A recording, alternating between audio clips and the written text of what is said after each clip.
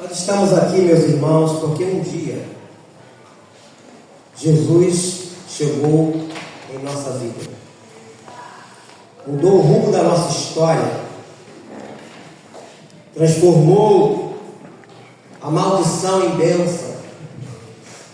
Muitos que viviam atrelados no conceito tradicional familiar, carregando uma bagagem de ensinamentos errados a respeito de Cristo. Mas a partir daquele dia, quando Jesus chega na minha vida e na sua vida, a história passou a ser escrita de outra forma. Por isso que aqui estamos. Queria que você ficasse de pé, abrisse a sua Bíblia no livro de João, Evangelho de João, capítulo de número 11. O nosso ponto de partida é o versículo. Evangelho de João, capítulo 11. É o versículo 28. Todo o capítulo de João, quando fala,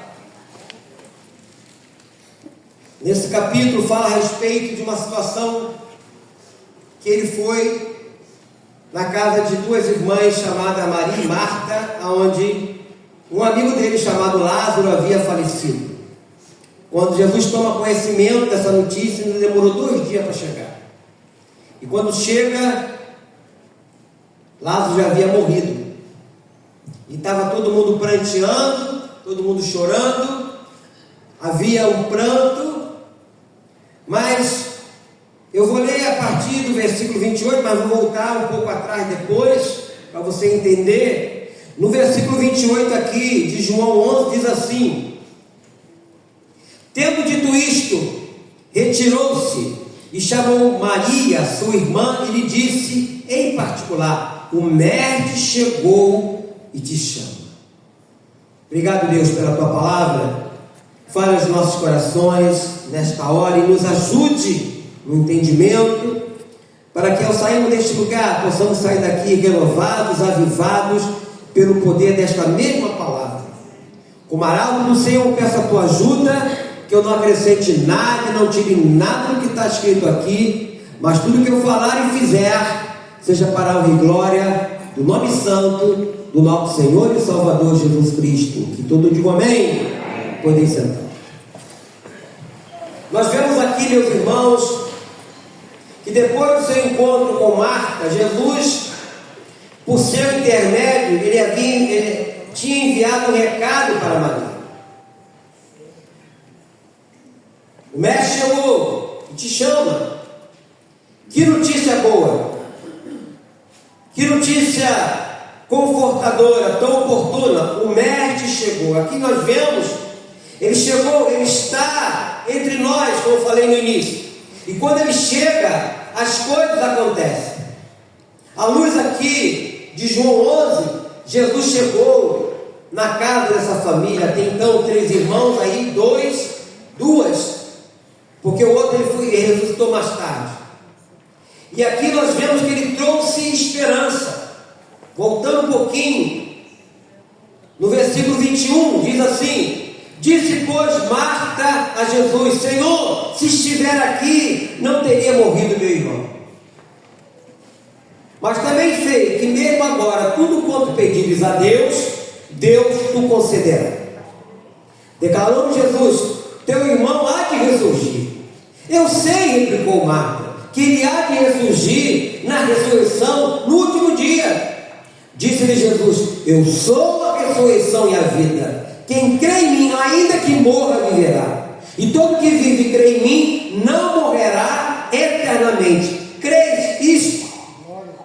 Então nós vemos aqui, amados irmãos, que em meio à desolação, da dor, da saudade, das lágrimas, o que acontece? Em meio a uma situação tão triste, ele chegou trazendo uma esperança. E é sempre assim: onde a luz está, renasce a esperança. A luz volta a brilhar. A Bíblia se refere lá no livro mais adiante aí, no capítulo 21, quando havia Pedro, mais 7 homens liderados por Pedro, que desanimados supunham que Jesus estava ainda morto, mas naquela madrugada fria Jesus chegou e renovando a esperança dele. Renovou a esperança.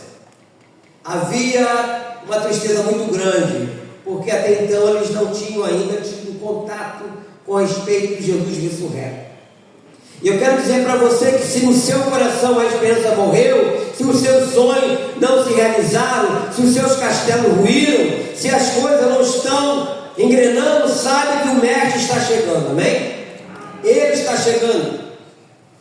E com a sua chegada a esperança renasce, a chama reacende, os desertos se transformarão em lagos, os choros em rios, a tristeza e a alegria. Jesus é a nossa esperança.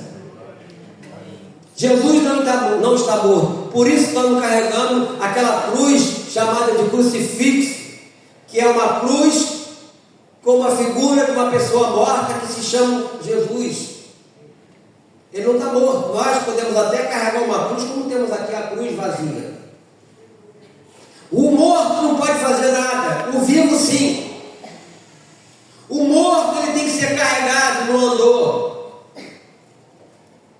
O vivo é aquele que te segura pela tua mão direita e te diz: não temas que eu te ajudo. Esse é o vivo. Esse é o vivo. Esse é o meu Jesus e creio que também é o seu. Ele sente as nossas dores e Ele chora também conosco. Pulando para o versículo de número 35, nesse mesmo capítulo 11, diz assim: Jesus chorou. Ele chorou. Por quê? Porque não era hora de discursos, a hora era de solidariedade. Quando nós lemos o livro de Jó, todo mundo conhece, né? Jó chama-nos a atenção de seus 3 amigos, Elifaz, Bildade e Zofar. Eles vieram ao encontro de Jó e fizeram seus lindos discursos diante do sofrimento daquele homem que havia perdido numa tacada só 10 filhos. Logo depois roubaram tudo que ele tinha, um homem rico daquela época. E para completar veio uma doença que era da cabeça à planta dos pés, a ponto de ele, em determinado momento, ter que raspar a casca das feridas com um caco de telha. Então não era hora de discurso aqui. Jesus não fez um belo sermão, ele não disse frase de efeito. Tudo que ele fez foi chorar. Há momento de choro também. Só você ler o livro de Eclesiastes, que fala: há tempo para tudo. Aquele momento era um tempo de choro. Então, por que ele chorou? Porque ele sente as nossas dores. Ele também sente as nossas frustrações, decepções, vazios, saudades. E ele chora conosco. Eu queria que você deixasse marcadinho aí, pulasse um pouquinho mais adiante, no livro de Hebreus, Hebreus capítulo 4. Hebreus que é depois do livro de Tito. Hebreus capítulo 4, versículo 14, quando fala que Jesus, o sumo sacerdote, que se compadece de nós. Hebreus capítulo 4, versículo 14, que diz: tendo, pois, a Jesus, o Filho de Deus, como grande sumo sacerdote, que penetrou os céus, conservemos firme a nossa confissão. Porque não temos sumo sacerdote que não possa compadecer-se das nossas fraquezas. Antes, ele tentado em todas as coisas a nossa semelhança, mas sem pecado. Jesus, o nosso sumo sacerdote, o Filho de Deus, ele penetrou os céus. Conservemos firme a nossa confissão, porque não temos um sacerdote que não possa compadecer-se das nossas fraquezas. Ele se compadece daquele momento, meu irmão, minha irmã, da sua agonia, da sua dor, da sua tristeza.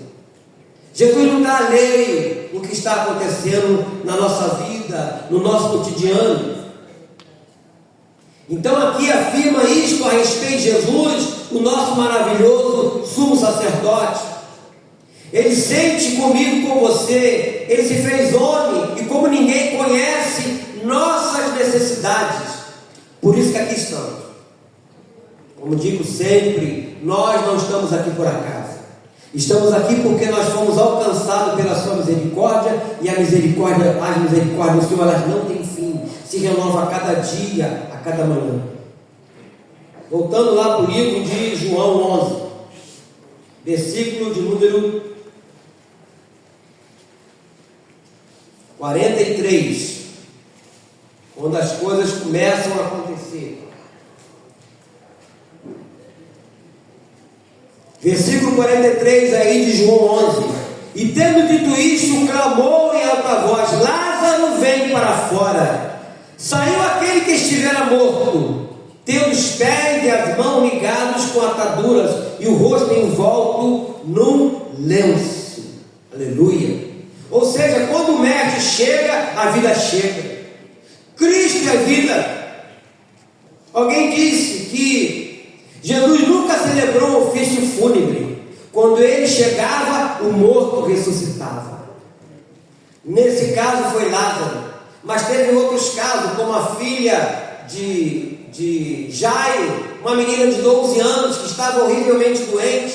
E ele foi até Jesus, ele se ajoelhou, adorou Jesus e falou: Senhor, a minha filha está horrivelmente doente, mas venho com as mãos sobre ela, ela viverá. E ele foi. E quando ele chegou, a criança já tinha morrido. E os companheiros de Jairo disse a ele: não importuna mais o mestre, a sua filha já morreu.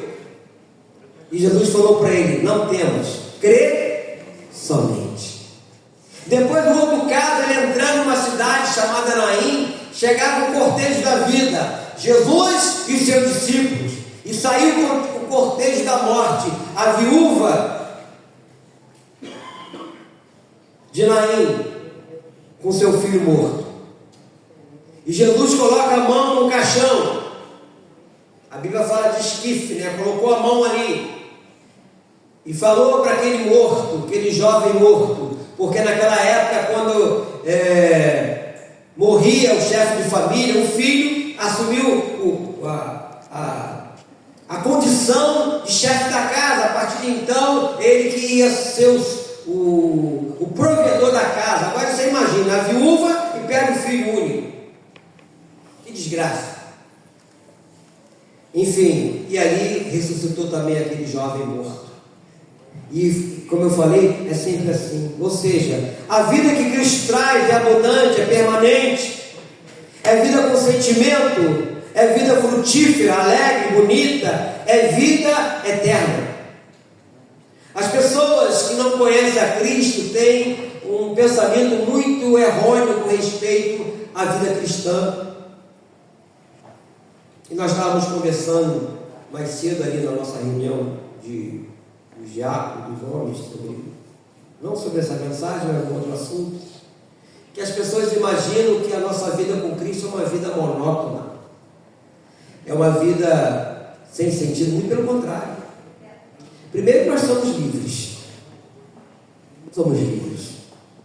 Há muita gente que está rindo aí fora, brincando, pulando, mas são prisioneiras de alguma coisa, de um vício, de uma bebida, de um vício de drogas, de um vício de jogo, de um vício de alguma coisa.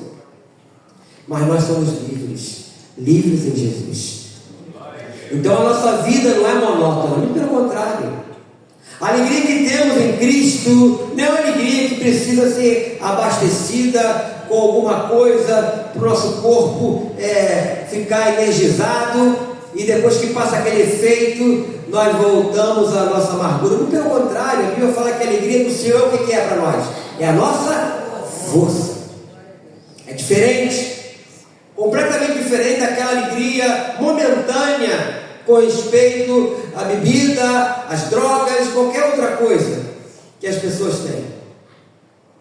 Hoje a pessoa comemora a alegria do seu time de futebol ganhar, mas no outro dia vai estar triste porque o time uma hora vai perder ou não. Então são alegrias momentâneas, passageiras, mas a alegria do Senhor é diferente, completamente diferente. Ele trouxe vida a Lázaro, ele pode trazer vida a quem quer que o peça. Por isso, nesse mesmo livro aqui, de João, fala sobre isso. Porque voltando aí para o capítulo de capítulo 10, nós estamos no capítulo 11, volta para o capítulo 10. Esse livro de João ainda, no capítulo 10, todo mundo conhece.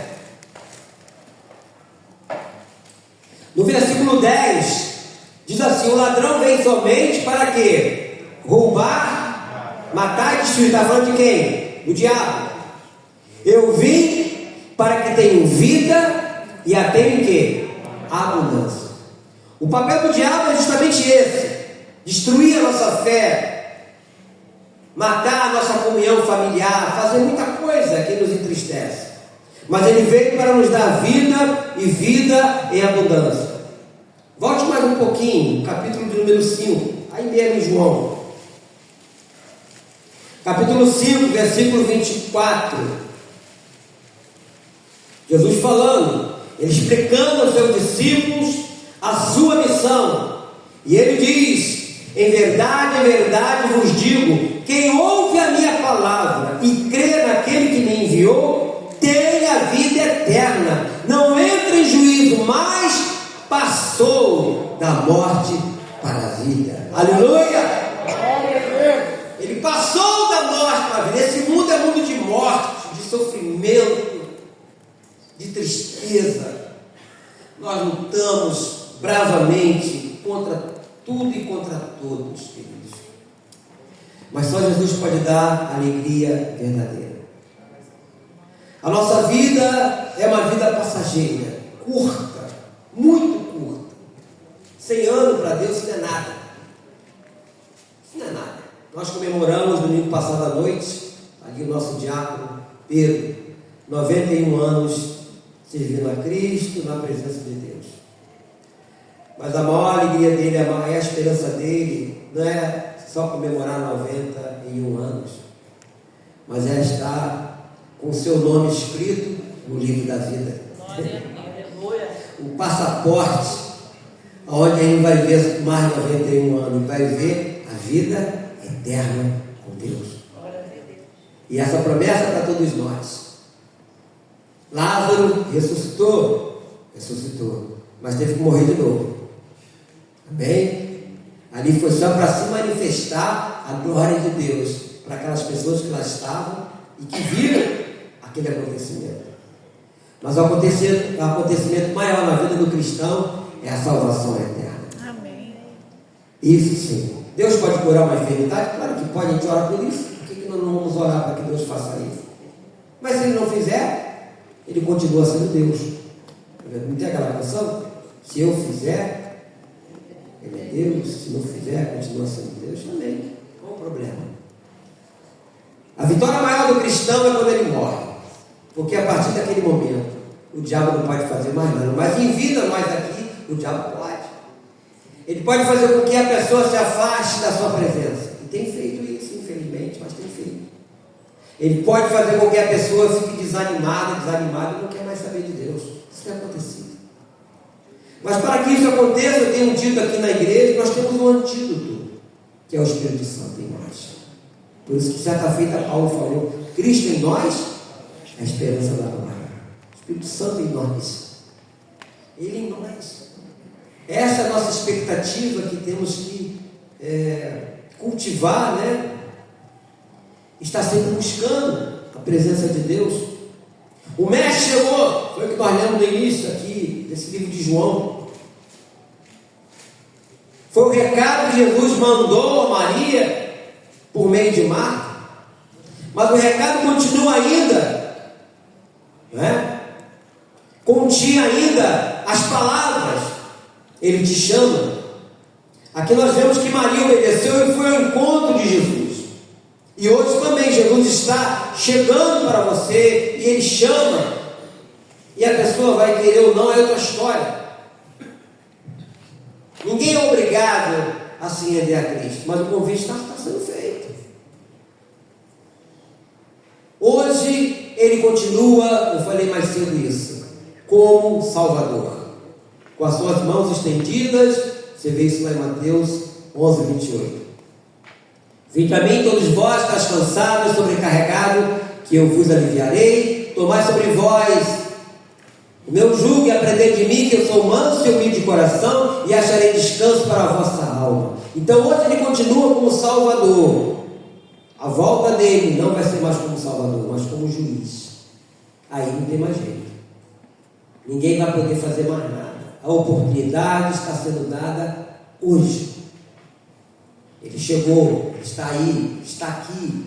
A promessa dele lá em Mateus 18, 20. Onde estiver 2 ou 3 pessoas reunidas no meu nome, ali estou no meio. Ele está aqui no nosso meio. E por estar aqui, Ele quer nos ajudar. Ele quer fazer com que a nossa vida ela tenha sabor. Vida com Cristo é uma vida saborosa. É uma vida de esperança. Você pode passar por dificuldades, por problemas. Você pode sofrer as agruras da vida. Pode vir uma enfermidade que de repente vai fazer você sofrer, até chorar. Mas isso não quer dizer que você está derrotado. Isso não quer dizer que você foi vencido. Muito pelo contrário. Essa carne, com doença ou sem doença, ela vai voltar para o pó. Está escrito. Nós viemos do pó e do pó vamos voltar. Mas o Espírito volta para Deus. É esse Espírito que volta para Deus. Ele tem que estar alicerçado em Cristo, nossa alma, em Cristo, nosso entendimento em Cristo, tendo Ele como nosso único e suficiente Salvador. Amém. E aqui nós estamos para participar da mesa, né? Lembrando a morte dele até que ele venha. É uma ordenança, porque todas as vezes que nós comemos do pão e nós bebemos do cálice, nós estamos anunciando a morte do Senhor até que Ele venha. Então é uma ordenança que temos que repetir. Mas um dia não precisaremos mais fazer isto, porque estaremos vendo Ele como Ele é, num corpo celestial, transformados. Mas enquanto estivermos aqui, há uma necessidade de nós participarmos da mesa. Até porque a promessa dele, nesse mesmo livro de João, já é no capítulo de número 6, lá na frente, 49, eu queria ler esse texto. Vira a página aí, nós estamos no capítulo 5, capítulo 6.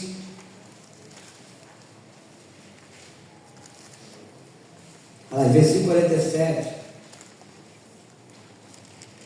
de João 6. Em verdade vos digo, quem crê em mim tem o quê? A vida eterna. Eu sou o pão da vida. Vossos pais comeram maná no deserto e morreram. Este é o pão que desce do céu, para que todo o que dele comer não pereça. Eu sou o pão vivo que desceu do céu. Se alguém dele comer, viverá eternamente.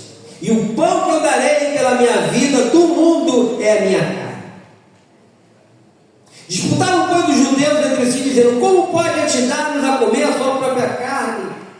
Respondeu Jesus: em verdade vos digo, se não comerdes a carne do Filho do Homem e não beberdes seu sangue, não tendes vidas em vós mesmos. Eu estou falando coisa espiritual, mas está me entendendo diferente. Quem comer a minha carne e beber o meu sangue tem a vida eterna, e eu o ressuscitarei no último dia. Pois a minha carne é verdadeira bebida, a minha carne é verdadeira comida, e meu sangue é verdadeira bebida. Quem comer a minha carne e beber o meu sangue permanece em mim e eu nele. E eu disse aqui de manhã, é exatamente isso que o diabo não quer que nós façamos.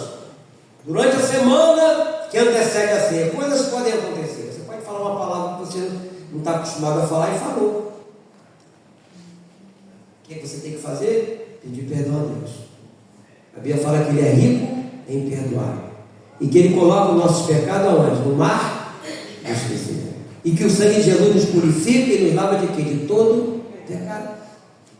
Mas Satanás fica buzinando, muitas das vezes usam até pessoas da igreja que não têm um certo conhecimento para impedir que a pessoa participe da mesa. É nessa hora que você tem que olhar para a palavra. Por isso que é importante você ler a Bíblia. É nessa hora que você tem que vir, pedir perdão a Deus, que Deus vai sondar o seu coração, Ele sonda os nossos corações, e falar com Deus com sinceridade: eu errei. Eu falei aquilo que eu não queria ter falado. Eu fiz aquilo que eu não queria fazer. Me perdoa, Deus. E Ele vai te perdoar. E você vai poder participar. Mas se você ficar se escondendo, se escamoando por aí, não vou não, porque eu fiz isso, eu falei isso, eu fiz aquilo. É exatamente o que o diabo quer. Qual foi o papel dele? Nós lemos aqui no livro de João 10:10. Ele veio para quê? Matar, roubar e destruir. Quer destruir a tua vida espiritual. Quando você menos esperar, você já perdeu completamente a vontade, o desejo de estar em comunhão com Deus. Aí ele venceu. Mas a Bíblia diz também que nós somos o que? Vencedores ou mais que vencedores? Ela diz que nós somos mais que vencedores em Cristo Jesus. Tem que ser em Cristo Jesus, sozinho não. É em Cristo Jesus nós somos mais que vencedores. E é isso que nós temos que entender. E é isso que nós temos que fazer. De pegar a Bíblia, porque pessoas muitas das vezes lêem um texto, mas não vê o contexto. E ensinam errado. Quando na verdade, a partir do momento que a pessoa se arrepende daquilo que fez, Deus está ali, vamos tocar o barco, vamos caminhar de novo, vamos esquecer, já que Ele coloca tudo no mar do esquecimento, a partir de agora é vida nova com Cristo, é uma nova vida em Cristo Jesus. Então, Jesus passou por esse processo também de choro, porque Ele chorou, Ele passou por esse processo de agonia, porque a Bíblia fala que Ele ficou angustiado até a morte, lá no Getsemane, né? Que Ele orava, que Ele suou, o suor caía na terra como gota de sangue, né? O que dá a nos entender que o pecado da humanidade ali comprimindo Ele, porque Ele era 100% Deus, mas também 100% homem, sofrendo por nós. O diabo fez de tudo para ele desistir, mas ele foi até o fim e venceu a morte. O último obstáculo a ser vencido foi a morte. Aleluia. Onde está a morte? O teu aguilhão. E ele venceu. E nós somos mais que vencedores com Ele, meus irmãos.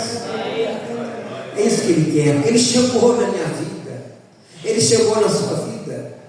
Ele chegou naquele momento de tristeza daquelas duas irmãs, Marta e Maria. Quando tudo parecia perdido, morreu, acabou. Na casa de Lázaro, tua filha já faleceu, por que ainda incomodas o mestre? Ele: não temas, crê somente. E lá ressuscitou a menina. O que nós temos que fazer é crer, é acreditar nesse Jesus bondoso, maravilhoso, abraçá-lo pela fé, contemplá-lo, adorá-lo e dizer que Ele é santo, como foi cantado hoje aqui de manhã. Ele é santo. O teu povo canta: santo. Toda a geração: santo. Ele é santo. Ele é santo. Ele quer da nossa parte, meus irmãos, que cumpramos, né, as suas ordenanças, até porque os mandamentos de Deus não são penosos. Participar da mesa do Senhor, né, não é algo penoso. Passar pelas águas não é algo penoso. Aproveita até para falar, se tiver alguém aqui que ainda não se batizou, vou marcar batismo. Tivemos uma candidata hoje de manhã, que é a mãe, acho que é a irmã Maria, mãe do Gustavo. Veio falar comigo: pastor, eu quero me batizar.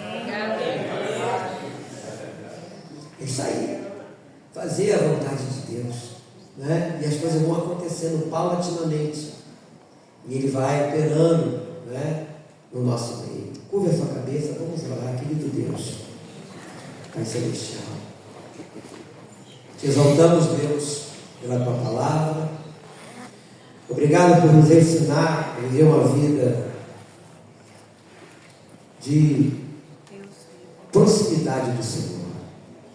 Obrigado porque um dia o Senhor chegou na minha vida, chegou na vida dos meus irmãos e mudou a nossa sorte. Como tenho dito, nenhum de nós está aqui por acaso, fomos transformados pelo Teu poder. E aqui nós estamos, ó Deus, mais uma vez, para cumprir aquilo que o Senhor tem nos ensinado, de lembrarmos da Tua morte até que o Senhor venha. Nos ajude, Deus, para que a nossa vida possa ser exemplo na vida de outras pessoas. Aonde quer que nós formos, aonde quer que nós estivermos, esteja a presença do Senhor. Eu peço isso no nome santo do nosso Senhor e Salvador Jesus Cristo. Que todos digam amém.